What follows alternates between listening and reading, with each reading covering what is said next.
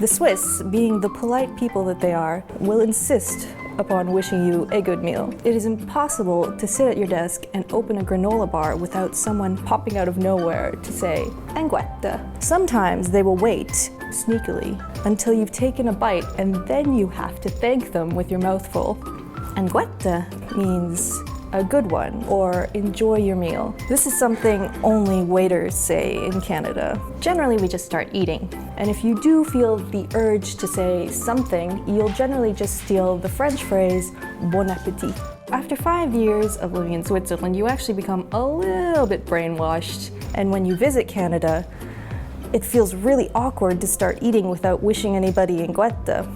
So you say en Guete to your Canadian friends and then have to explain what it means. Or if you don't feel like explaining, you'll just kind of mutter it to yourself and then distract everyone with a charming cheese anecdote. Around lunchtime in a Swiss workplace, the idea of somebody starting to eat without having been wished en Guete is so troubling that people will just start saying it to you as soon as you get up from your desk, even if you're just going to the bathroom.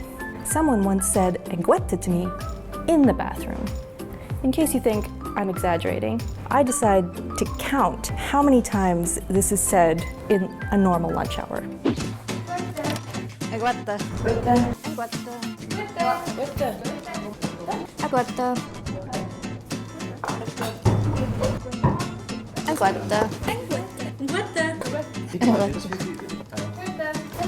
Was? En Guete. En Guete. Gut miteinander.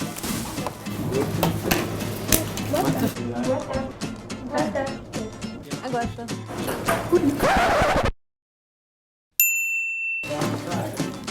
Danke. That was over 50 times. And that's not even counting all of the Danke gleichfalls, which means thank you, same to you. Danke gleichfalls.